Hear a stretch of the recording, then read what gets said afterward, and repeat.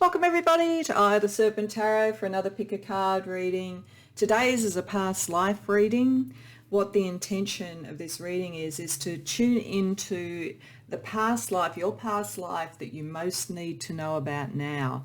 So it's really to try and pick up something where maybe there is unfinished karmic business, or there may have been a pattern or an experience you had which remembering that now in some form is really going to help you with something in your life at the moment. And I will try to be as broad as I can in this, in terms of the beginning of the reading we'll be looking at things like what sort of culture, country, timing, etc. might have been involved in this, and then we'll try and drill into what sort of life was it, what were the key messages and so forth, and then we'll use tarot to see what that really means for this life. But you may find that you want to go to more than one reading, because there may be more than one past life that really is resonating for you now, or a couple of themes that are resonating for you now. I will try to be broad in looking at the timing or the locations and that sort of thing, but I also feel that most of us have probably lived a number of lives in a number of different cultures, etc. So if you are drawn to a particular reading, it's probably because you have been in whatever the most dominant culture is that I talk about, or one very like it. So hopefully it resonates in any case. So if you feel everything fits, but you felt it was maybe a different time period, a different culture, then take what fits from it, I guess is what I'm saying. It may be that you've had two lives, one in the culture I'm talking about and one in another culture, for instance, but the key thing is the message. So I got called to do this reading. I'd sort of had it on the back burner for a while, but for some reason I got called to do it today. I wasn't even planning to do a reading today. So I think there must be things that Spirit really wants to communicate. So hopefully that will come through.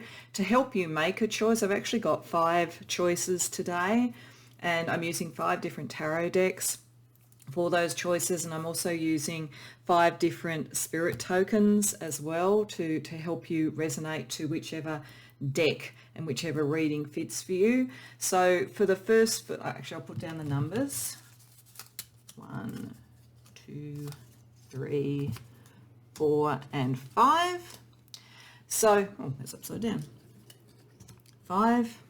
So for pile 1, I'm using the Somnia Tarot. I'm using the judgment cards from each of the tarot decks, because I feel like that really talks about karma and the things that we're bringing through from lifetime to lifetime.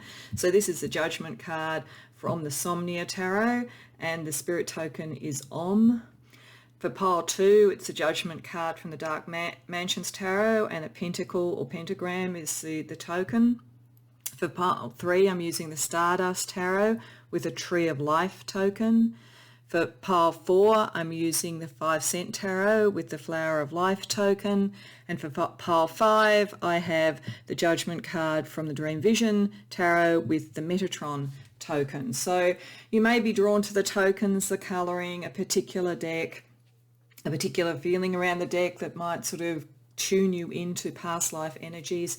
You may also be someone who tends to be drawn to a particular number or numbers. Whatever works for you, for whatever reading or readings you want to go to. As always, the timestamps will be in the description box below, and when you know, I'll see you there. Welcome pile 1 to your reading. One of the things I deliberately didn't say in the introduction was that part of trying to get a sense of the sort of timing and maybe culture in which this life is embedded was in the choice of the tarot deck. And so the Somnia Tarot to me gives off a feeling of anything from medieval sort of Europe through to even the sort of later centuries, 17th, 18th and so forth. And it's interesting, we have Emanuel Swedenborg as an example of a type of energy here, and he was a mystic and writer and spiritualist in the 18th century. So I think that this life sat somewhere between feudalism through to the early sort of Enlightenment age and so forth. Primarily, though, I think closer to the feudal, because there is a lot of energy here that is about power. There's something about power and the frustration of creative energy and spiritual energy in this life. And why I'm saying that is, firstly, we have like the divine feminine and divine masculine sort of energy here. And I put this down because for some readings this may connect to a relationship, and I think for many here it might. but it equally could be two aspects of you in an environment. But the two aspects here with Bast as the divine feminine sort of goddess energy, she is very deep, spiritual, connected to the Egyptian mysteries and so forth, very cat-like. You know, her cat is one of her totems, as is a lion. So if you are drawn to those sorts of animals or that sort of energy, that really is resonating through for you. But she is primarily sort of creative and playful. And there is a side of this life where so were you, I believe, whether or not you were female or male. I don't think it actually matters that much, except in as much as if this is about a relationship and it's manifesting again now, regardless of whatever gender you are now or may identify with now, if this is about a relationship, I suspect you were a woman. And I suspect a highly creative one and highly spiritual one. Someone who really did have a spiritual connection to fate and to what was happening in life and really could bring a lot of things into being. Your creativity was naturally spiritual and naturally strong and connected to the cycles of life. Very psychic, I think. But something was out of balance. Over here we have Typhon. If that represents your partner in this situation, and I feel in some this is what's happening here, we're talking about a very powerful, very rage-filled, angry, sort of like Aries on steroids sort of male energy here that was part of a hierarchy, and they were either going to open the doorway for you to manifest or block it. They had the keys to the kingdom in some way, and they were highly demanding. It got life out of balance, and their life was out of balance in some way. So it feels to me as though there is something in this relationship and something in this time, and as I say, it feels feudal, it feels medieval to feudal, that kind of time where there were very strict patriarchal sort of hierarchies and so forth that got in the way, I think, of the natural sort of creative process. Now, there's a number of ways this could have worked out. I am getting that for some of you, your natural creativity and spirituality might have been forced into fertility, forced into being the mother of children. And if you did not fulfill that or in the way that it was wanted, that could trigger the typhonic rage. The interesting thing is there was something, if this is a relationship, that was spiritually connected between you, because Typhon, amongst other things, is the parent of many interesting other mythological creatures, including the Sphinx. So this sort of sense of the spiritual knowing and the understanding of the universe. So there's something about you in this that drew you to this person and that person to you, because they could understand on a spiritual level that you brought in an energy to manifest and to, I think, heighten their power. But for some reason, whether it was that there was some issue around having children, or whether it was that they were so fixed in what they wanted, and they originally saw that connection, they wanted you to create what they wanted, and you felt very disillusioned in this because it disconnected from the spiritual. There's something here where the balance of power was out of sync. I'm getting, interestingly enough, things like, you know, King Henry VIII and his wives and how he wanted to have a male heir, for instance. It's that kind of energy potentially, where there's a lot of rage, a lot of power pent up in manifesting what was going to be necessary for a legacy or a hierarchical thing in some way. And this person was not very much in balance. Now, if this is all you, then you were at war between yourself in terms of what you wanted to do spiritually and enjoy in terms of creativity, and the world that you were in and what that meant. So for some of you, this is a life where you were born probably into privilege, into power, into money in some way, and you wanted to do something new or creative, but you were very much drawn into manifesting more of that legacy and so forth. So life was out of balance.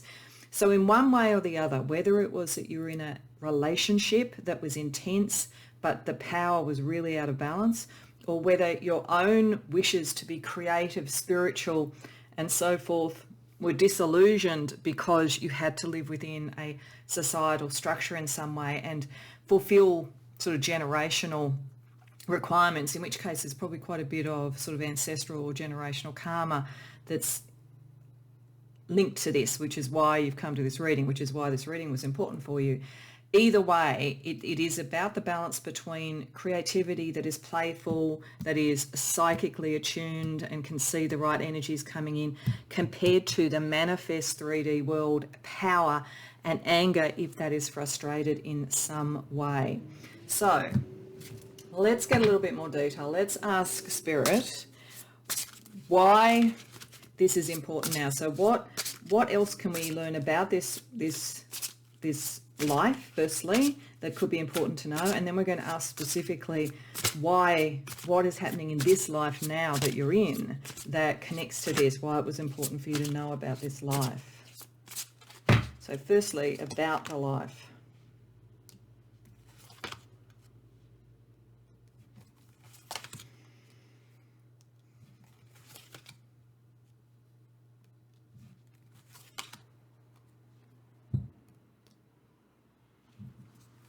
Okay, so this rage is because something didn't work out the way that it was originally envisaged. Whether it could have been something like fertility and having a child. Potentially there was a disappointment and that didn't occur, or didn't produce the heir that was wanted, or something like that. Or it could be a creative idea that was going to be disappointed because there was a critical sort of blockage to it, and an incapacity to get free of that and to stand in your own sort of space in some way. There's something that didn't go right, and it is picking up on the disillusionment and the life balance, and also I think this rage, because the feeling around the rage is that whether that's you or another person, it is blocking the energy. It is stopping the thing that you actually wanted to bring into being, or they wanted to bring into being. There is a sense always of a chip on the shoulder here. I feel it very much from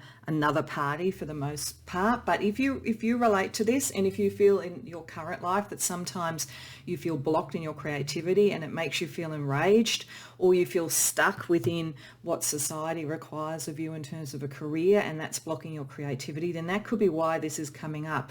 But there's certainly something that didn't work out. There was a great new idea, there was a child, there was a great passion. I do think if this was a relationship, there was a very passionate connection to it to start with, but something was out of sync in terms of the philosophy, of the beliefs and so forth. The other party, I think, believed very much in the legacy, in the structure, in the hierarchy. I think was more powerful than you societally at that point, if it's a relationship. And if it's within you, then you had a tendency to suppress your own more sort of wanting to be liberated thought processes, and even your own capacity to weave your own fate. You sort of felt fate would always come in on top of you, as opposed to taking up this energy here, which is being the weaver of fate. So I feel that if it's you, or even if it's you in conjunction with someone in terms of something hasn't worked out, there is a part of this where your lack of faith in your capacity to manifest within this sort of structure that you were in might have been part of what made something not manifest. And the energy that you were meant to sort of take from that and understand from that is that all of that was actually there with you right from the beginning. You might have had to be free from this person to see that, or you may in fact have seen it with Emanuel Swedenborg, who is about the afterlife. You may have come to that conclusion after this life, but it's important to this life for some reason. So let's ask why that is. I'm also getting, for some, this was a very severe sort of parental figure, probably the mother. A very severe, whether it was your mother or whether, if this is about a relationship, the mother involved. There's some sort of very severe parental energy around that.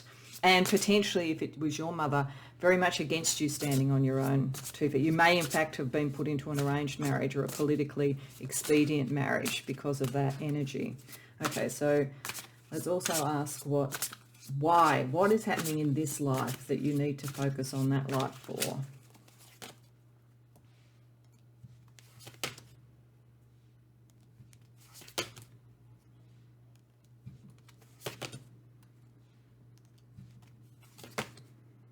Okay, so we've got all reversed here.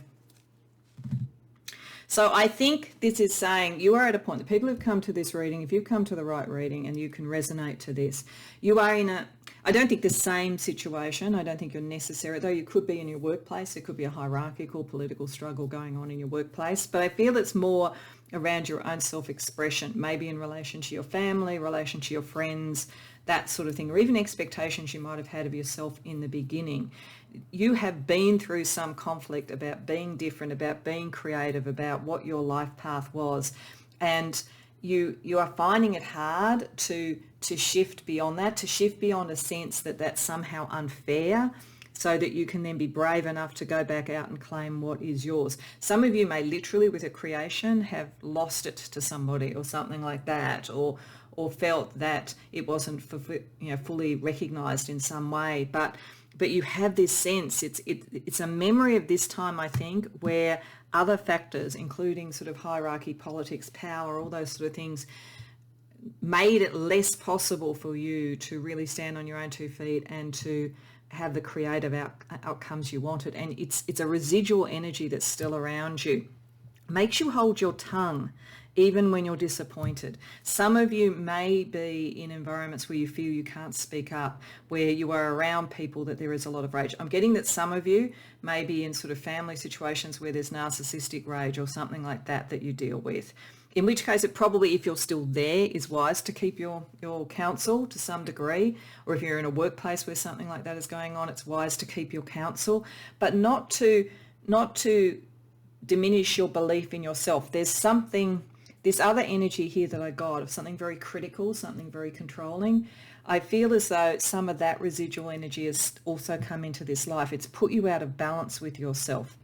So I think the point about understanding this life is to know that in this life, a lot of things were stacked against you in the sense of hierarchy and power and money and what families required. And that in that particular time period, if you were potentially in the sort of, either the outskirts or within the sort of aristocracy, and I feel like it's something like that, then you didn't have a lot of autonomy about who you were with, what your purpose in life was and so forth. But this time round you do. It's just that the memories of it, and therefore your sense of it's almost looking at the life with glass half empty. It's like you presume that no matter what you put into things, it's not going to come out. There'll be a critique of it.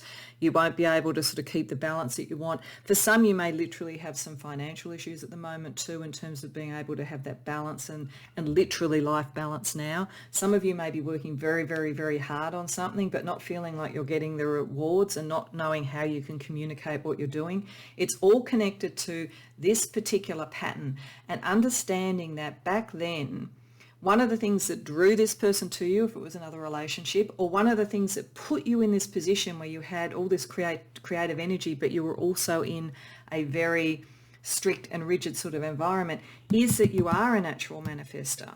So if you keep all that energy suppressed, then it becomes a self-fulfilling prophecy. If you understand it and you move into the sort of vast area of play, of enjoying the creativity and of reconnecting to your spiritual purpose, not anything that's not valid in that, getting your life more in balance, then you become the manifester, then you bring it in. So this is about understanding where your power was either taken from you or submerged in external factors, and it's to remember it so that you understand what you've carried through and not to have that replicate in this life.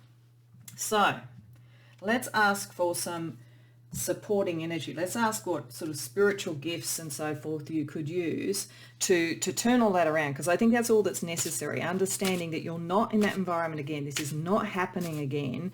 It's like if you feel like you're in an environment like that or a family like that, it's like a small version. It's like if you taken the situation and you put it through a hall of mirrors, it's like it reduced many, many, many times, but that memory takes you back to the original image of it all. But understanding that it's reduced, that you are actually far more in control now and you can make the decision, I think is the important thing. So let's see what spiritual gifts from a couple of different decks can help you.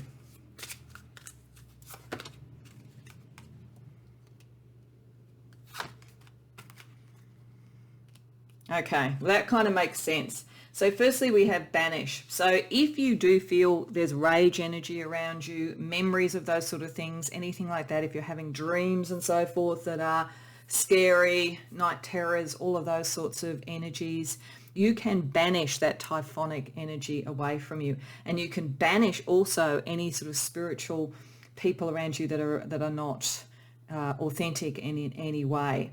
You might potentially do it through a ritualistic banishment if you're into rituals, but otherwise, having white light around you, naming the thing and banishing it, and even psychologically sort of separating those sort of energies from your belief structures are a way of banishing this energy and then a way of healing. So the reason you've come to this reading, Spirit is quite clear, is to heal what was a disappointing and possibly quite frightening life, I think.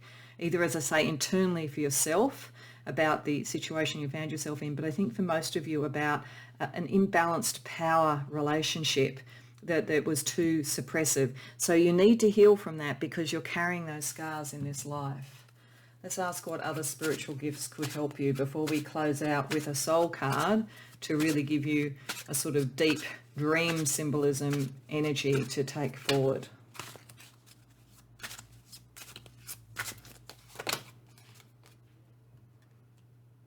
Dark Night of the Soul, Life Path 3, and Light Worker. That's almost, to me, a kind of a narrative. I feel like this is the journey you need to go through. You've come to this reading because you're in a dark night of the soul scenario at the moment. Something isn't working. You're feeling detached with all those reverse cards from your spiritual center, but you're meant to be connecting to it, just like Swedenborg. You have a natural connection, and you're meant to connect, I think, to Bast and to that sense of creative play and being the manifester. But you are in the dark night of the soul at the moment, and if you understand that that is a path of initiation, it is a path of taking yourself to a higher spiritual level, getting rid of anything that disillusioned you, anything that didn't work and so forth, then, and you understand it as almost for you a psychological thing. I'm getting like, maybe check out Jung or something like that. I feel like what he would have written about the dark night of the soul could be very pertinent to you because I feel like this is a psychological thing.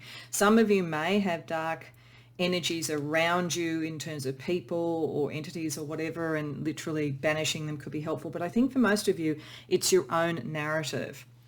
Life Path 3 is the communicator, and it's connected to Jupiter, which is about expansion. And so there is luck and there is capacity to sort of bring in back that sense of play and joy once you've been through that process. And then you become a light worker. It's like because you've been able to do that, because you've gone through these circumstances, you bring light to other people. And the healing that you take, you then heal others in some way. So whatever you're trying to do creatively, or in your career, or even romantically, whatever it is that you have almost put on the back burner because you don't trust the universe, once you go through that memory and that healing, you can actually take that out into the world in a way that will help others.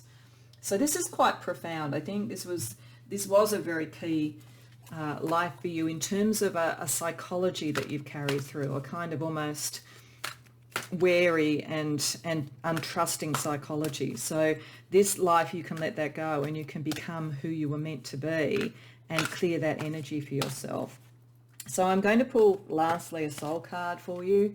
This is dreamy sort of imagery. It's very strange. I'll tell you what I think it means, but it's very important for you to also look into it and see what it tells you about where this sort of soul energy from this former life, how that is now helping you and guiding you in this life.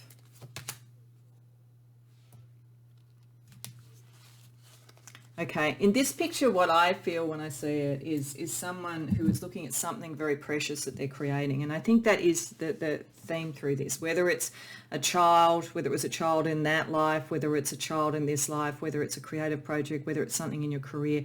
There's something very precious and you are protecting it. In fact, I'm getting that in some ways, what you had to do in this was always protect that. I'm actually getting a different sort of mythological connection when we think about Rhea and Kronos.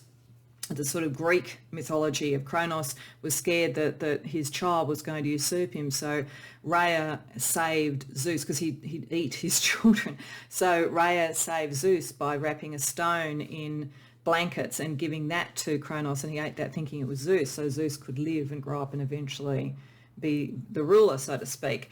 There's almost a sense that some of you might have had to protect a child or protect something like that in this lifetime as well, and maybe even in this lifetime you could be playing out scenarios potentially around family law or something like that. So it could be in that space, but for others it's going to be something very beautiful that you're creating, and that's the through line. It's remembering that beauty, remembering what was precious, remembering that at the end of the day, if you live in a idea that it can't work out, then you won't let it work out. At best you do is you protect it, but you don't let it grow.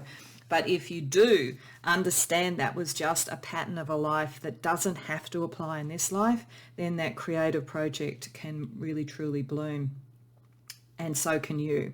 So Pile 1, I hope that resonates for you. I hope it's helpful. And I hope that you enjoyed the reading. If so, please like the video and subscribe. And if you do have a sense about this and you can relate to it, I'd love to hear about it in the comments. Otherwise, I hope to see you in future readings. Welcome, Pile 2, to your reading. So one of the things I didn't say in the introduction deliberately was that part of my sensing of when the sort of cultural timing that this life may be most associated with was connected to your choice of tarot deck. So for me, the Dark Mansions tarot deck gives me a feeling of sort of Edwardian and Victorian sort of England or Europe, or times like that in any other sort of country. So that sort of time period, but it also a very specific type of culture. If it wasn't literally a kind of English or European type culture, it would be a culture that had a lot of rules and politeness and courtesy and appearance-based energy. It's very, very important. It was all about where you sat in society, how you behaved, what the rules were, what the sort of dominant religion was at the time, all of those sorts of things. And I often feel, and I think the Dark Mansions Tarot really shows this, is that sort of sense of underneath polite society, the kind of savagery and the type of beating heart of true life under something that is often so pristine and perfect. If you think of things like watching, Pride and Prejudice, for instance, and you see all the sort of human emotions going on underneath the very civil sort of dances and social occasions and social conventions and so forth. There's something, I think, in that energy. And so I feel that being drawn to this reading, there's something in that timing. And it's really interesting, the cards that I have here, because there's a few things about you. Number one, I think you were probably in a relationship that was important, but I think you were probably in some senses the key sort of instigation of that relationship, and to some degree you stood above it. You were incredibly strong. We have two symbols here. The divine feminine energy around it is Andromache, which is about strength, which is basically a titan, basically a very strong female warrior. And then we have strength here also being echoed. You're a very strong person in this environment, I feel, that was very straight-laced. So there was something unusual about you. You were very much connected to the universe, probably very, very well educated actually, with Plato there, and someone who could critically examine things. In some ways, there's a bit of an energy around you like Jane Austen. I think that's why I got Pride and Prejudice in my head, that kind of sense of really seeing what goes on underneath polite society, because you could question and look at things. Very, very strong. I'm not saying you necessarily had to be Jane Austen, though one of you listening to this might have been potentially, that could connect to the true love and that kind of way that it was expressed in some way. What I do feel, though, is that you were very, very much in touch with your body, with your sensuality, with who you are in that sense. And that was something that you did probably very privately to express yourself. We have the Night Women here, which is the concept of women coming together in a society to support each other, and kind of almost witchy sort of energy. So it's interesting that you were drawn to the pentacle or pentagram as a symbol, because of course you could literally have been someone who's a pagan or had those sort of sensibilities in that sort of time period, connecting in that way and very much to the sort of strong feminine archetype. But there was also something a bit taboo and new about what you did, and something that had to do with beauty or with body art or with dedication to that sort of thing, with ACAT as the divine masculine sort of side. And I feel that's more like a side of you. So I do think it's quite likely you could have had a partnership with someone who had a similar sensibility. I think that's very likely, and I suspect it was good if that's the case. So we'll see what other energy comes out in the cards. But I think you were into doing something that was a bit taboo, a bit different, whether it was philosophical, whether it was sensual, or whether it was spiritual in some way. The things that jumped out at me when I looked at these for this time period, as I say, in that kind of European way, were maybe something like the Hellfire Club, that kind of sense of sort of the taboo underneath society and so forth, or potentially spiritualism. I wouldn't be surprised if some of the people who've come here were literally spiritualists, in which case you may well have been a medium actually, and channeled spiritual sort of energy through your own physical form in some way. There's something taboo, spiritual, a bit hidden about what you did. And I don't feel like it was bad, but I just feel like you had to keep it to yourself. You were a little bit too clever for most of the people that you were around, though I do think you found somebody who was the right connection for you. You're also, I suspect, a woman and very, very strong. But you don't have to have been. You just might have had a feminine sort of sensibility to you, and had, like I'm getting again, so the things are coming just as I do this, a feminine energy in a masculine form that looked into the taboo and was a bit too clever for their society would be someone like Oscar Wilde. So there could be that connection as well too. There's something very, very interesting, and you really did bring in the new in some way, in whatever form you could do it. Very, very connected to the spirit and the body in some way, but not the common way of doing things. I think you could have put on the facade that was necessary, but underneath it was this incredibly strong person. So let's have a look at what more Spirit can tell us about this life so that we understand it a bit more, and then we're going to ask expressly what it is in this life that you're meant to remember this other life for.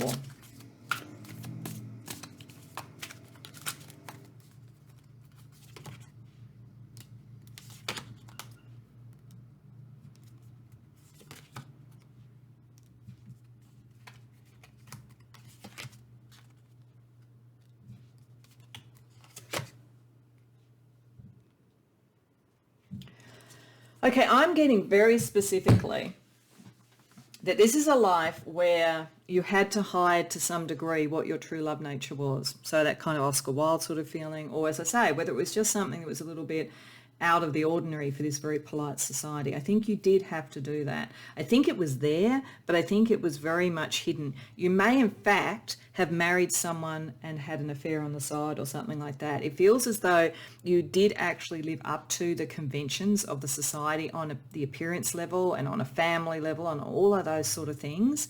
I think if that's the case, you were far stronger than the person that you were married to. But I think in a weird way, they were just very much focused on business and convention and society. They may not even have noticed. It looks to me as though you were able to have a relationship behind the scenes, and one that was more towards your sort of nature. But you did have to keep that nature hidden in some way. There was a certain amount of fear associated with that being seen. So despite the fact that you were very strong, you're also very pragmatic. You did understand the consequences of things. And so I think you've brought that into this life as well too. I think that you would have a different way of looking at what you think should be in a relationship or in some sort of environment or family or whatever it might be, but you do understand the consequences of things. You are able to manage that scenario. I don't get the sense that anything awful happened to you. So as I say, Oscar Wilde's probably not the right example of it, because of course he ended up in jail, unfortunately, just for loving in a different way. But there's still that sort of sense of that very clever mind that knows how to be in society, knows how to manifest that sort of thing, but really had this very interesting secret life by the looks of things. So wonder why that's of importance now. Let's ask why Spirit is wanting you to remember this life.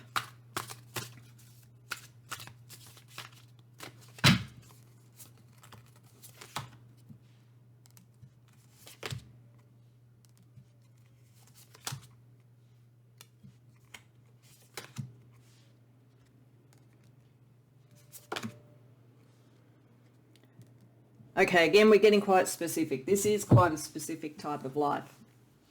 What this is telling me is that those who have come here, you've possibly been through an emotional disappointment, possibly even one that's had legal ramifications. Some of you may have been in a difficult breakup, for instance, or dealt with sort of the dissolution of a marriage or something like that. So there's definitely something that's been difficult that might have had some legal ramifications in some way, contractual ramifications, or even just that it felt unjust in some way. You are going to succeed in whatever this is, as long as you own who you are. That the Four of Cups here reversed is don't sit in the memory of where you had to keep everything hidden, where everything existed and was okay, but couldn't fully emotionally move forward. With the Four of Cups reversed, it's saying that you need to come out of a sense of discontent, maybe based on whatever this relationship was. If you've been in a relationship where the person just really couldn't accept what was different about you and they were just too straight-laced, so this may be picking up a straight-laced energy, like this last life was, you will still be victorious if you're true to yourself. I think that's all it's saying, that you were able to do this and live your true love and be true to who you are in a much more difficult environment than this. So don't underestimate your own strength. So there's something around you where you maybe have felt, can I truly be who I want to be in relationships and so forth? Or will I be critiqued for it in some way, or will I not find the right person? I feel you found the right person then, and I'm getting you're going to find them now as well. And if you felt you did and it didn't work out, it wasn't the right person. This is to make you remember what it was that was so vibrant and amazing about you in this past life that drew the true love in, because that will bring the true love in for you this time around. And if you are in a relationship and you guys are really unconventional and you're wondering whether that's going to be an issue, it's saying no. Ultimately, the truth and the authenticity will work for you. In whatever way that you are different, it doesn't matter. That's in fact your strength. So you're already very, very strong, but part of this reading was to look at some spiritual gifts or strengths that would help you in really manifesting what you need to remember from this past life. So I've got a couple of oracles for that, and then we'll close out with the soul cards for a kind of imagery, a dream imagery to bring it all together.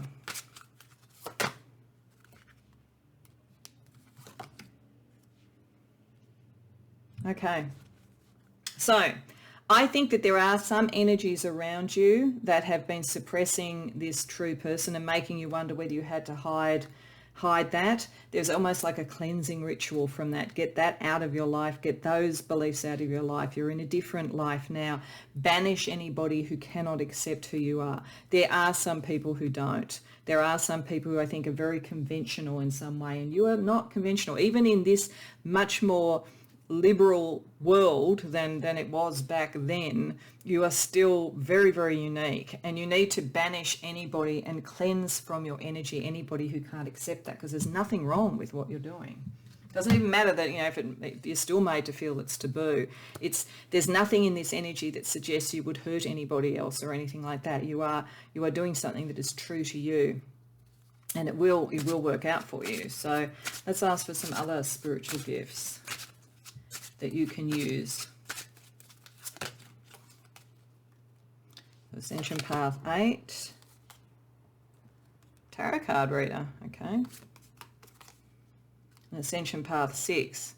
So you're definitely evolving. This is a year of evolving, not a year, a life of evolving, and maybe a year as well too. That might be a Freudian slip. Maybe there's something very important about 2022 coming up if you're seeing this then, or whatever year's coming up if you see this at a later time. But the two ascension paths, one is about the light quotient in the body. So that's about the sort of spiritual, consequential understanding within the body and so forth. And remember, you connect to your body. Your spiritual energy comes through your body. You're probably very kinesthetic. But you're also very mental. You're very much in the mental plane with the energy there from Plato. So it's a combination of feeling it in your body and understanding it intellectually. Some of you may find reading tarot cards helps, or coming to tarot readings like this help, because it is, as I said, some of you, this may not have been sort of about love. It may have been about, as I say, spiritualism or something else that wasn't accepted. And I still think you probably found your other half doing it. But again, it was maybe something that was a bit hidden in some way. Again, if that's what you're doing now, you can be very, very successful and well known for it. So if it's about divination, it's definitely saying, yes, you have the ability and you can do that. So last but not least, I want to draw a soul card. So this is meant to kind of bring the energy together of what's coming from this past life into this life. I'll tell you what I get from it, because these cards don't have set meanings, but I would suggest just pausing the video and contemplating it to see what it also says to you.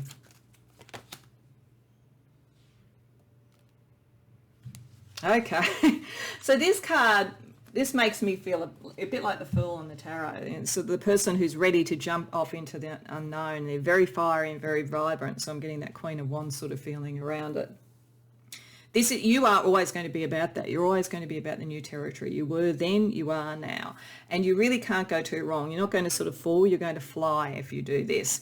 But you've got to be prepared to do it, jump out into being authentic to who you are. And then I feel like you travel very, very fast when that's the case. If you just stayed grounded all the time, then you wouldn't travel as fast. That's the feeling I get around this. And don't underestimate your strength. You're a very, very, very strong person. You're able to go into territory that others couldn't. And you pretty much carve the new path for people. You carve the new opportunities for people. You're a groundbreaker in many ways. So pile 2, I hope that resonates for you, and I hope you enjoyed the reading. If so, please like the video and subscribe. And if you care to share what you get from this, if this does resonate for you, I'd love to hear about it in the comments below. Otherwise, I hope to see you in future readings. Welcome, pile 3, to your reading. So one of the things I didn't say in the introduction, quite deliberately, was that part of my trying to get a fix on the sort of time frames or types of cultures that this past life could be in was connected to your choice of deck. So you chose the Stardust Tarot, which has very much imagery that is kind of from, it makes me feel of ancient Egypt quite often, or civilizations of that sort of type or time, or even potentially starseed type of energy, off-world or Lemuria or Atlantis or something like that. And certainly, interestingly enough, the cards intuitively chosen from this pick up that sort of time period, definitely ancient Egypt with Ra there. But I also think there's some energies around this that feel almost like Delphi or something like that, and it's very much around being an oracle. It's very much around being spiritually attuned and being a truth teller to power in some sense. So there's 2 different types of lives here, interestingly, almost like 2 different types of marriage, literally.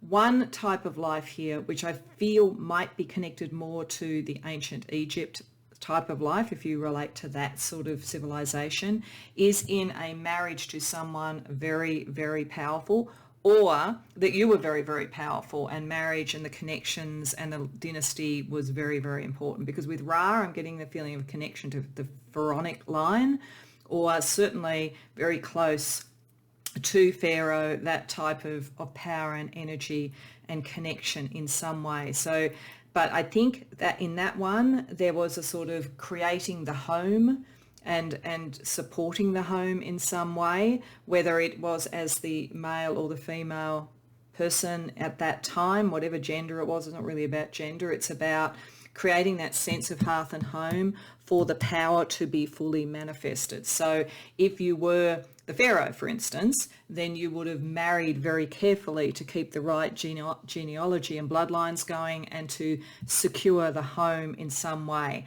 And you would have hoped also to have a connection in that marriage, or via connections to the person that you married, to spiritual teachers and spiritual advice. So there's definitely a sense here of being in quite a powerful type of role, whether it's Pharaoh or whether it's something in that sort of Egyptian court is another matter, but that sort of level, and connected to the gods and very much connected to that side of things. But it's being manifest in the lineage, in the bloodline and so forth. but very, very psychic. Like there's a very, very strong spiritual energy around it. I'm actually getting that for some, it's almost like a starseed type of thing here. You may have been on this earth to connect to someone of that line, to bring that sort of knowledge from other off-world civilizations to ancient Egypt. Might have been related to one of the reasons that they had such incredible sort of architectural and almost technological advancements for that time. So there's something like that as one alternative. The other is really much more spiritual and is about almost a marriage to the soul and to the spirit and so forth. With St. Lucy, we have the sense of a Christian martyr who would not marry because she was connected to Jesus, Yeshua, etc., and became a saint for that and was protected for that. Vesta sometimes has Vestal virgins. That's where that concept comes from. Very much that sense of like dreams, truth, and a religious sort of order potentially that was sovereign and was the pillar of the kind of psychic and spiritual level, or potentially something like that sort of energy, but maybe sort of in the oracles of Delphi or something like that.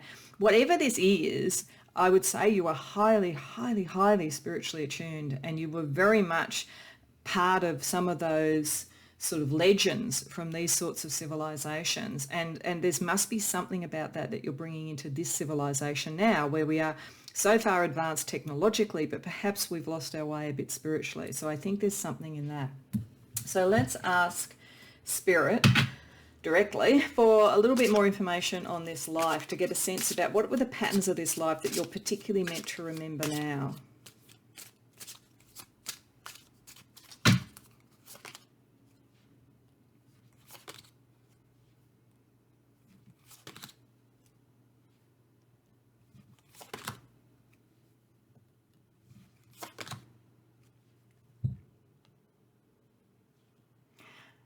So I'm very strongly getting that this in one form or another was a life of renunciation and kind of knowingly putting yourself within certain boundaries or certain restrictions.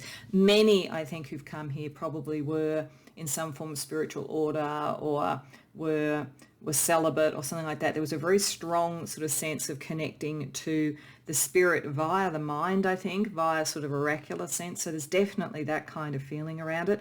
And it was a choice. I feel like it was a choice made very, very knowingly with the Queen of Swords here. I feel that Queen of Swords is actually you and is working very positively here. But it is the choice to do this. Very, very far-seeing. It's like you understood you had a mission and so forth. So you actually suppressed your own sort of passions, maybe even your own creative energy and your need for recognition. I think you sublimated it through bringing the dreams and the truth to a powerful figure in some way, whether through marrying them or whether through being their teacher in some way, or, as I say, being like the Oracle of Delphi. You were there with a purpose and you knew the purpose right from the beginning. I think that people who've come to this reading sort of know the purpose as well. I think you've only really come to this reading now for some external confirmation, because you're the sort of person who knows what your mission is. You knew it back then, you know it now. But Spirit obviously either wanted to confirm that for you or wanted you to focus on something in particular in this life. So let's ask Spirit for what they really wanted you to look at in this life, given this really quite amazing sort of spiritual experience. And you could have been all of these things I'm getting. Some of you may have been in all of those cultures and civilizations doing roles of various sorts, you know, sometimes in marriage through to the right sort of people to help spiritual bloodlines, and at other times through the Delphic Oracle or through the Vestal Virgins or whatever. So pretty old souls, I think, the people who come here. So let's see what Spirit wants you to focus on in this life.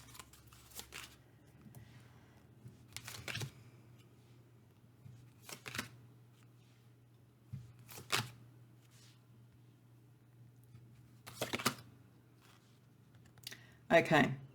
That life was about renunciation. This life is meant to be the exact opposite. Now, that doesn't necessarily mean that, you know, if you were celibate in that life, you've sort of got to run out and sort of be with everybody you can find in this life or anything like that. It's really more that life was very spiritually oriented, and that was the whole point of it. And you put certain parameters around what you would do and what your life experience would be. In this one, you've got the pragmatism to deal with this world, but there is no sort of, you're stronger in this life in the sense that you can stand more on your own 2 feet.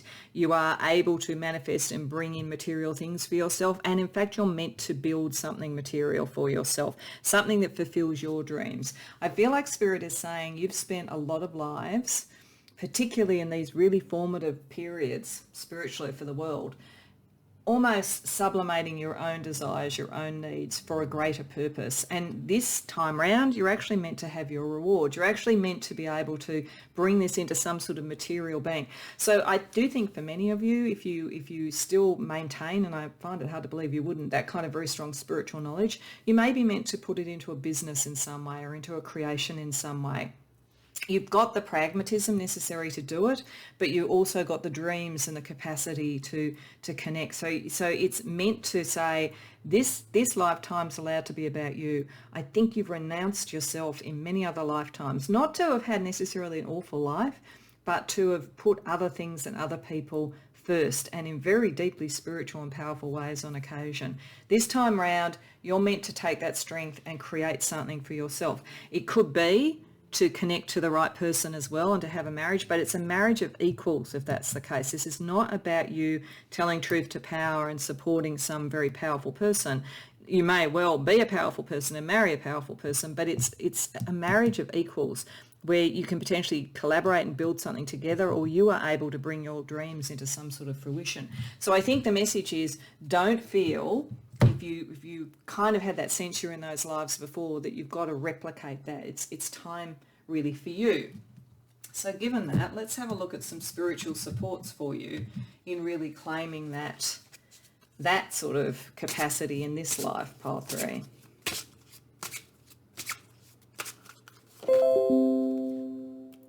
Rest and divination. Okay, so I think this is maybe part of the reason that Spirit wanted you to come to this reading, is this natural sort of like putting everybody first tendency that you have. Maybe give it a bit of a rest, allow yourself some time out, allow yourself to dream again, like literally pay attention to your dreams in rest and so forth. And divination, you'd be all over divination. If you're not doing divination, you probably should, because you've got some sort of heritage in all of that. You are basically a natural oracle. So using those to bring in what your dreams are and to understand what you could do, but allowing yourself to rest, to not be at everybody's beck and call, is probably the most important thing. Let's see what else Spirit wants to suggest to you.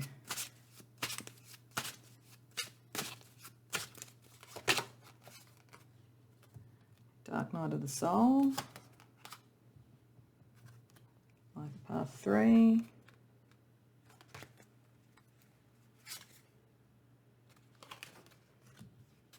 Blogger platform. Okay. So I think we might have had these coming up in another one. There could be a connection between the two readings if you've gone to more than one. So, Dark Night of the Soul suggests that you have been sort of sitting more thinking in that sort of sense that you'd lose your connection to spirit if you become material. Dark Night of the Soul in its literal sense, and I say this sometimes, it originally came from a poem of St. John, so that connection through to sort of Christian mysticism and so forth, where he lamented no matter how much love you can have for the divine, you are always, it's essentially unknowable because you are in the 3D world and you are an individual and it is the all. And those sort of conflicting sort of tendencies we all have between wanting to be our individual self and then, on the other hand, wanting to connect and have community with others, which is very much the message of this. You have spent a lot of time putting your ego to the side and being for others. And so this is probably saying that you need to understand through the Dark Night of the Soul, you won't lose your connection to the spiritual realms by starting to also look at what you want to do. You don't just have to be here for anybody. Life Path 3 is a communicator. Its ruling planet is Jupiter, so that should be about expansion and manifestation and joy and everything. So I think there is a thing here about enjoying what you do, going back to what your dreams are and communicating that to others. That way you will still be helping people, but you will be doing something for yourself.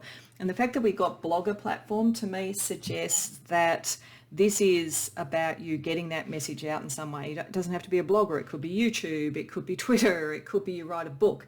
but there's something that you can communicate to others, so that I think you balance off that feeling. I think you would feel, no matter what you create or do, if what you didn't somehow serve a greater purpose, that you'd somehow cheapened it or lessened it in some way. And I think Spirit wants you to know you're too dialed in. You're not going to do that. But if you understand that and then start to communicate something, you'll find that balance that you're looking for. So to finish off, I want to use the soul cards, which is a deck that doesn't have specific meanings. It just has really, really vivid imagery. So I'm just asking Spirit to show us the card that best exemplifies this energy that you're bringing from this other life and what you can do in this life as a consequence of that.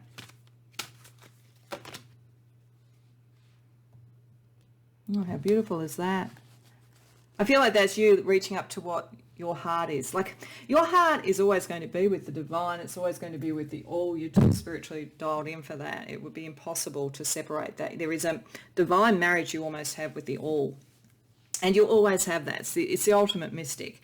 But it's also, I think, about you allowing yourself to reach for what are your dreams and what is in your heart for this world. You're in this world for a reason. And look at the grace of this figure. This is you. You have such grace and elegance in what you can do. And it's time for your artistry and for your grace to also work for you. Because I just think that you've done the hard yards spiritually. This is actually, you're meant to find joy in what you do this time, and you're meant to find self-expression as well, artistic self-expression in some way. So Pole 3, I think that's really exciting. I think that's such a lovely energy, and we need people like you. But you need to also look after yourself and to find that joy. So I hope that you do, and I hope this reading helped and that you enjoyed it. If so, please like the video, and if you haven't already done so, subscribe. And if you know what this is all about, I'd love to see it in the comments. Otherwise, I hope to see you in future readings. Welcome, Pole 4, to your reading. So something I didn't say in the introduction, but was part of the intention of this, was that each of the tarot decks I chose for this, each of them give me a sense of a different time period or culture or a sense around it for this type of reading. And you chose the 5 Cent Tarot, and for me, with its very sort of carnivalesque type of imagery and so forth, really beautiful imagery of that kind, it makes me feel of the sort of 20th century American Dust Bowl type of era. I don't know if any of you have seen the series Carnival. I love that series, and that was set in that time, and this deck for some reason makes me think of that sort of time, but also through Europe as well. So that's very American, but through Europe as well. We have Edgar Cayce here, who was in the sort of mid-20th century, a psychic and spiritualist who's very well known to those who are into divination and psychic energy and so forth. So I actually think this is a relatively recent life, but it has a very specific type of energy to it, I think, which we'll then be able to explore with the tarot in terms of what that means for this life. I think that there is something about this life where you were into very sort of spiritual sort of practices. Could have been pagan. I mean, literally I got, when I looked at ecstasy here, I got the sense even over in sort of the Middle East of something like Sufism, because this card is about dance and ecstasy and creating that sort of connection with the divine through ecstasy, through dance, through music, that kind of thing, like the dervishes. So if any of you relate to sort of Sufism, that could be a confirmation of a lifetime, maybe in this time period around that. But whatever it was, and I do think some of you may literally have been, you know, in a gypsy, sort of Romanian type of sort of background, or something that was looking at magic with Morgan Le Fay, the shadow, magical practices, manifesting it in some way for fortune, and really enjoying the life and being about action, connecting to nature. So that sort of also picks up sort of Wiccan energy as well, that sort of sense of using nature and so forth and creating sort of like spiritual outcomes and so forth. The interesting thing about compassion here, Morgan Le Fay in the story was Arthur, King Arthur's, one of his main nemesises, but also took him to Avalon, so there was a certain, helped him to heal. So there is a certain compassion within you, I think, even if you were in a situation where to be who you wanted to be or to have the life that you wanted to have, you maybe had some adversaries. I do get a sense of that. You're about action. You're about manifesting what you wanted, and you were ultimately lucky, but you had a bit of a sixth sense about when the shadow was coming towards you. You knew your own nature very well and the nature of those around you. So I feel as though you would have potentially followed a spiritual path that was a little bit secret, or if it was within your sort of bloodline, as I say, in a gypsy sort of background or something like that, there may have been some power struggles within your sort of family or the people that the culture that you were within. But you stood your ground and you were very naturally talented, but you were also very compassionate for those, even those that were perhaps on a different path or wanted things to manifest in a different way. And as I say, you were very lucky. There is a luck, but it's a luck that comes from a true magical capacity, and a capacity to both have joy and also understand the shadow, to get that sort of thing in balance. So I think this life was about spiritual sort of witchcraft in one form or another, or mysticism in a very material, natural sort of way. And it was how you manifest and so forth. So that's obviously going to have some bearing on this life. But let's just ask Spirit, first of all, for a little bit more information about the type of life you had. And then we will ask, why did Spirit want you in this life to remember this other life?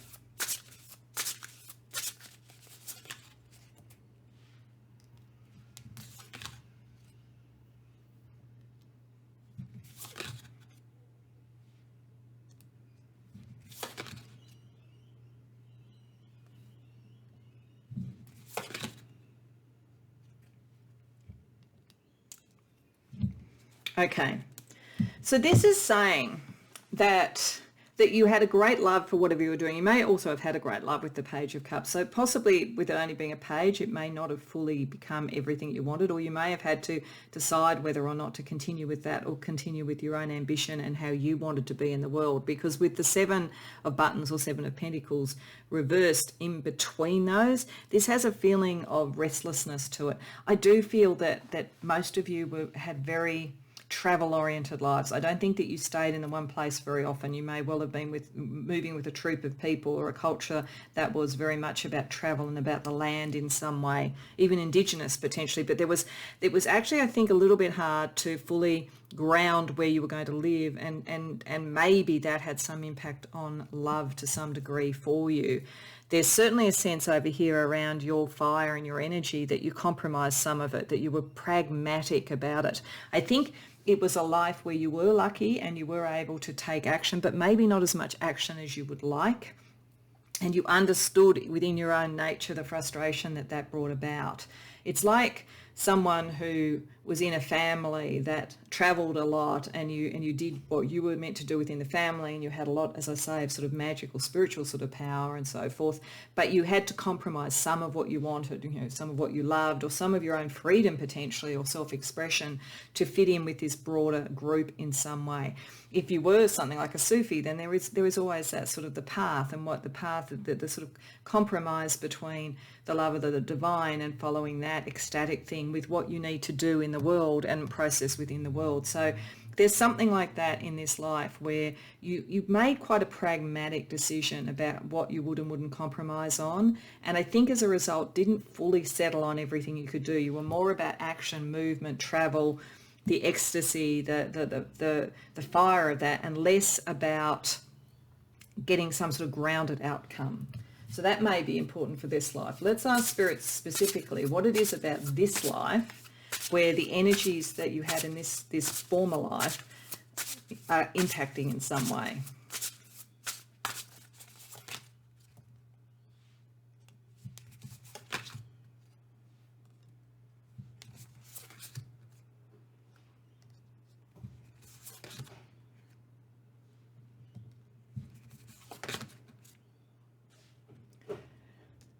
Okay, so I think this is getting a bit clearer what's going on here. That some of this shadow energy, I think, and it's coming up again here, is you having to make your own internal compromises. You are at the moment around what you believe in the world or what you want to do. You're feeling a little bit conflicted, but either internally or with other people. There literally could be a lot of sort of philosophical arguments around you in a workplace or in a family or in relationships or something like that. Could potentially be in a love relationship. It could be your idea of what love is, which I think would be very freedom oriented. It would not be very conventional, maybe in conflict to somebody at the moment who is more conventional potentially, or it could be playing out, as I say, in work or in some other way. But I think you like that sort of, traveling, peripatetic sort of life. And I think there's a part of you in this life that knows that maybe that restlessness is not working for you, that you actually need to be more settled. The Fool, you can't go off on every adventure. I think you know that. That's part of this internal conflict and maybe conflict with others, because there's something you could really do in this life. It's like in the former life, maybe, as I say, you were part of a troop or a traveling family or a culture that did not set down roots, and so creating things that were lasting was not really what it was about. But you have that opportunity to do that now, definitely. And what you've got to do is come to terms with the fact, therefore, that you can't have the whole world. You've got the world reversed here. You need to choose the thing to really focus on and bring into being, and be comfortable with that. So it's part of your I think in that life, your shadow was that you knew there was something you would like to create or do or have that was lasting, but you were in a lifestyle and you enjoyed it in many ways that didn't really support that. This time round, you are in a situation where you can bring that into being, and Spirit is saying that's important, but you're going to have to come to terms with the fact that that means that you can't go running after every new shiny thing, and you can't go off traveling all the time. You really need to focus in and bring something into being. So it's quite specific, I think. So let's ask for some spiritual guidance from a couple of oracles about spiritual gifts or guidance that can help you, I think, come to terms with that and settle so that you focus on what it is that you really want to bring into the world without feeling that you've lost that freedom, which I think is very important to you, or that you've lost the ecstasy of that sense of movement and action and so forth that you had in the other life.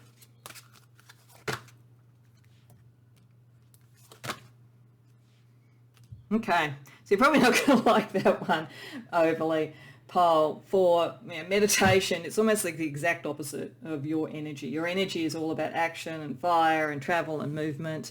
I think that Spirit is saying, however, that spiritual connection you have and that sort of like occult ability that you have, you can really start to ground that and find out where you want to put your energy through meditating. So it may be really hard for you to have the discipline to do the meditation every day. I mean, if it's not, that's fine, just do it. But I feel that the energy of this, for many of you, it would be hard. You'd get impatient with it. But it's definitely saying that will help, because I think it connects you with your higher self.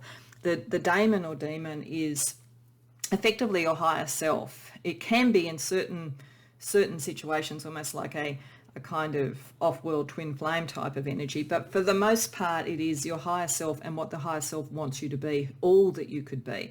I think this is telling us that in this past life you weren't able to be all that you could be because, as I say, it was hard to sort of ground the energy for whatever reason. And life was fun and ecstatic and wonderful and interesting, and it did keep you in connection with your magic and so forth. And your compassion for others maybe meant that you didn't run off on your own. You actually did support whatever people you were with, but it meant that you suppressed what your daemon might have wanted you to do. This time round, meditating and getting back in contact with that, you'll work out what to do with this Page of Matches or Page of Wands. So what other spiritual gifts will help you? Powerful. Ascension Path 11. Ancestry Line. And Clairvoyance. Okay. So Ascension Path 11, the Paranirvana plane, is accessing light-based technology. This is you.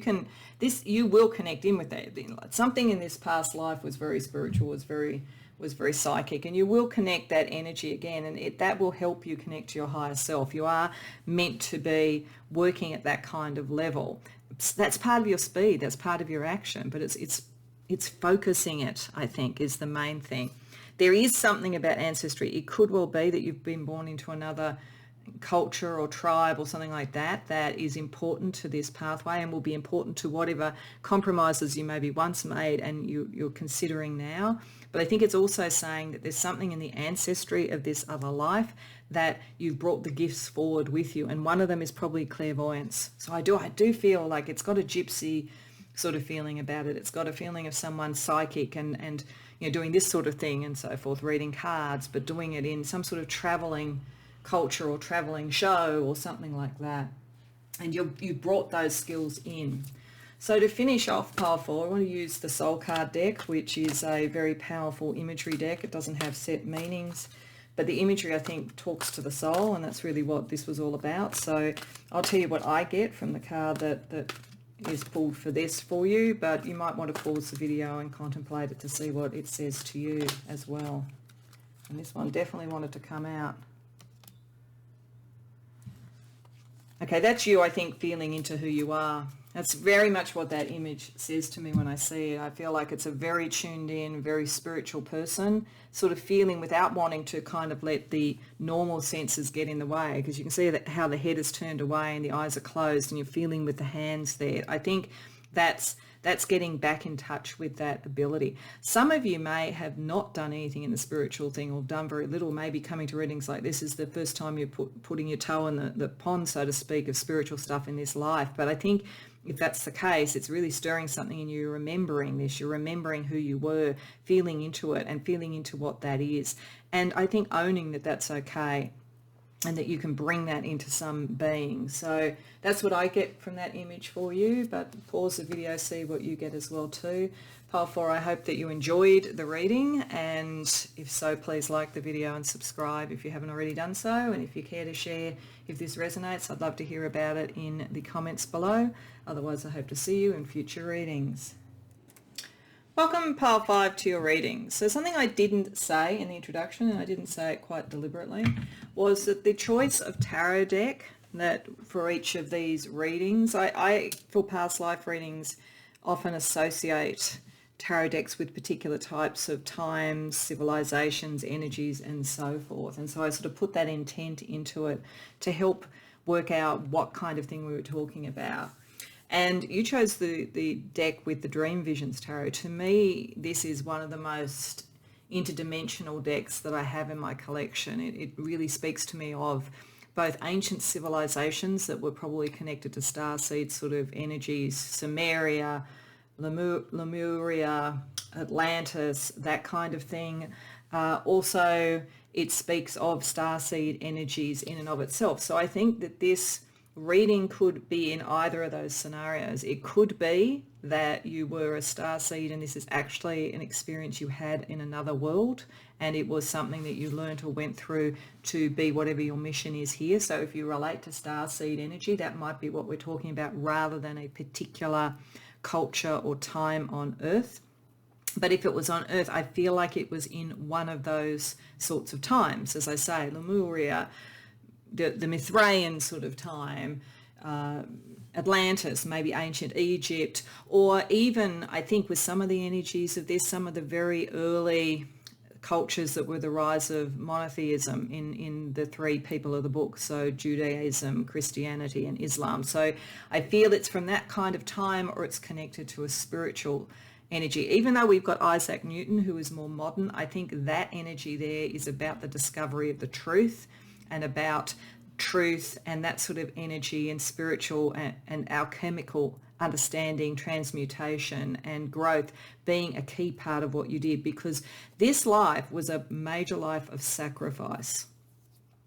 I actually think some of the people who have come to this reading literally were a sacrifice, and I think probably one that you chose to do for your religion.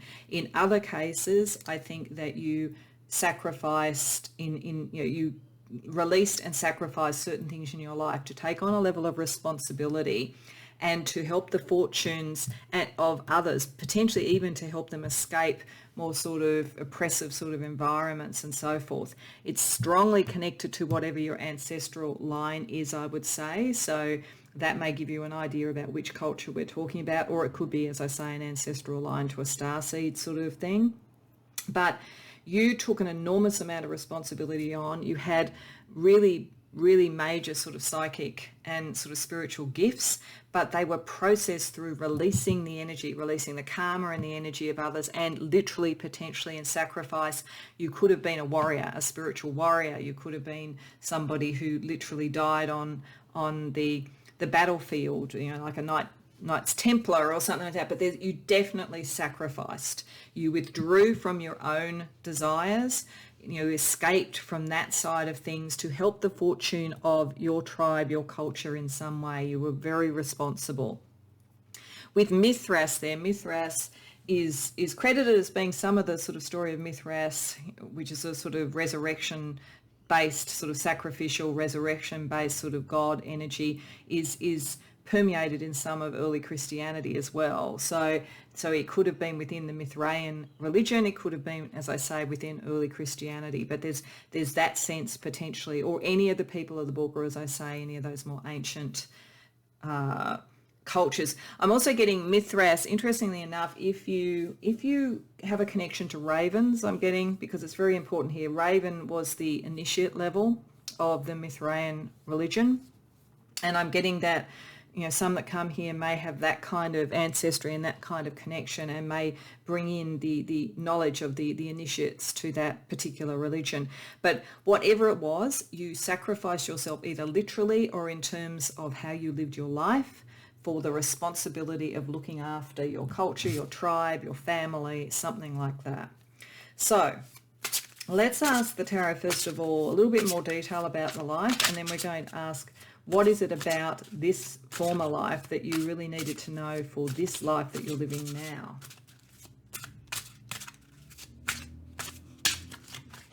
So firstly, this former life.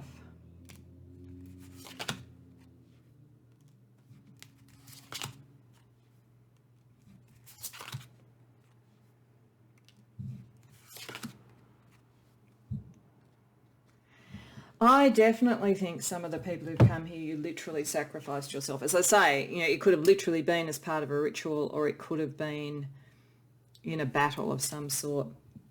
But you took on ancestral karma of whatever group you were with at that time. It's something quite archetypal about this life and what you did. And you were prepared to submerge your own strength into, I think, a scenario that was out of balance. I actually think some of this sacrifice might have been so others could escape something where they were being oppressed. I do get the sense that for some of you this is why I feel like the formative times of certain religions, where even following a new religion can make you oppressed in some way. So I feel as though you might have literally sacrificed yourself so that others could escape, or you, as I say, were part of a more ritualized sacrifice to bring better energy in. For some of you, you did it for a child. For some of you, you did it for a family line. Definitely. I think you were probably the father, if that's the case. I feel like you sacrificed for a child potentially, or for the birth of something new. This really has a sense of something like a new religion or something in that kind of area in its early stages, and bringing through your really strong sort of spiritual connection and your preparedness to do that, your understanding about the cycles of life, and your wish to protect others. You're highly protective of other people. But it did mean that you were not able to be as strong as you could have been. You had to relinquish your strength in some way so that something else could grow, something else could be free, and so that something else could be free of the judgment that could have been brought on it otherwise. So it's got that feeling. I feel it's in that time, because the other thing I'm getting is things like Germany in World War II, and sacrificing yourself to protect your family if you were a Jew, for instance. There's that kind of energy as well. But I feel like this is more ancient, but it could well be that you've experienced it in a more recent time, but it's picking up a much more ancient sort of ancestral spiritual war of some sort. Okay, it's pretty heavy.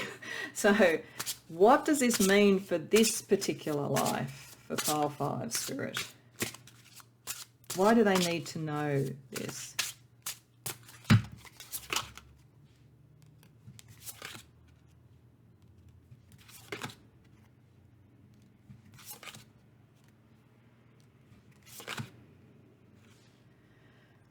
Wow. Okay, this group is the spiritual warriors of of the reading, I have to say. Because there's something replicating. I do not believe that you're going to have to sacrifice your again, so don't worry or catastrophize about that. But what you learned through that scenario, you can uncover the darkness, I think, maybe in established sorts of religions or established sort of cultures that are suppressing the growth that could otherwise happen for a community or for a family or for even potentially children again. But that you really get to the core of it and you understand it on a very pragmatic level, what impact that is actually having on anything being able to grow.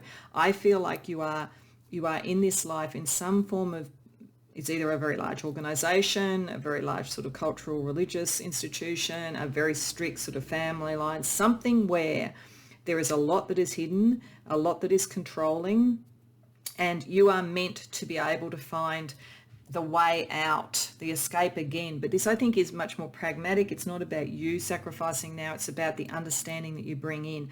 I feel like, to the degree that there's a spiritual war now around the sort of the forces of those that would oppress or control compared to those who believe in freedom and liberty. You're on the side of freedom and liberty, but you know what it means. You understand the cost of this and you bring this pragmatism in. You're meant to remember how strong and effective you were. But this time around, not sacrifice yourself. This time around, it's all about knowledge of the powerful institutions of the world and bringing that out so that people can see it, see what's really happening. Because it's almost like with the Two of Pentacles and the Seven reversed here, I'm getting a sort of sense of almost something decaying. You're seeing something that's decaying and you're bringing that to the surface so that it can be released and freed. But I think it's on a broad level. It's not just for you, but I don't think this time around you have to sacrifice, which is nice.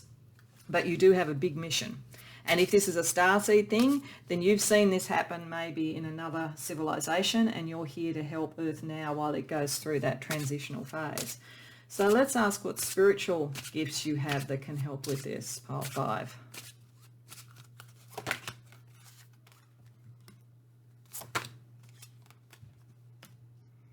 Okay, yeah, you're all about ascension, definitely.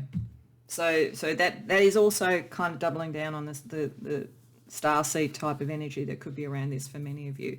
You're meant to bring yourself and others, but I think it's more others, out of the sort of darkness, out of the rigidity into something and stop the rot. You really are, so that people can ascend out of that kind of dull sort of energy that's there.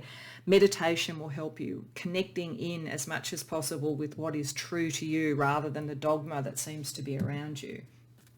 All right, what else, Spirit, does pile 5 have in its kit bag to help with this rather important mission they're here for? Psychic detective, wow. YouTube platform. Ancestry line. There's definitely something about the ancestral line here. So some of you may come from very strong spiritual ancestral lines from communities or cultures where community and culture is very important to the spiritual sort of side of things, indigenous sort of backgrounds, that kind of thing potentially. But certainly there is something around that. And it is also saying older than Earth, and I do think you are. Like, that's why I'm saying there's a starseed energy here. Psychic detective, that's picking up that moon energy, you being able to really pick up what's going on, predict what's happening, a lot of telepathy and so forth. YouTube platform, you might be meant to do exactly this. Pile 5, you might be meant to be doing exactly this sort of thing because, as I say, you've got the lived experience of what it means and what you have to sacrifice. I'm also getting drawn to saying that your choice of Metatron was very important here. I think you would be connected to that level. And if you think about it, Metatron is a scribe of the divine. So that narrative, that story that you can bring, that communication that you can bring to things is very, very powerful, very, very liberating for people. So no pressure on you, pile 5. But to finish off, I want to draw a card from the Soul Cards, which is a very profound deck with imagery rather than specific meanings. So I'm just asking Spirit to help me through shuffling find the right card for you to show the sort of like taking forward of this knowledge from this past life, or potentially lives doing this sort of thing, I think, into this life. You know, what does that mean for you?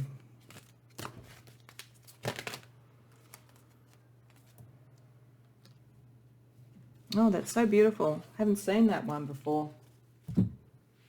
So This looks like somebody sort of weaving light energy to me.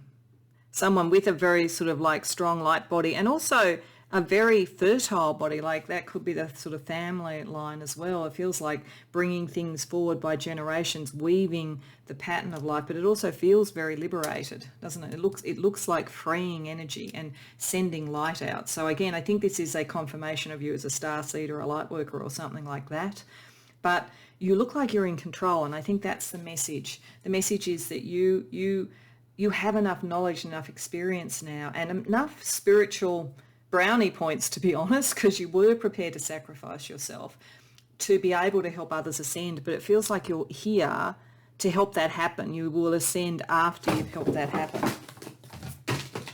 Oh, and everything just fell down there, if you heard that. I think that might have been Spirit really doubling down and affirming, yes, this is really important. What you are going to do is really important. So if you heard that noise, I think Spirit wanted to give a very strong message to you, because this is a very strong reading.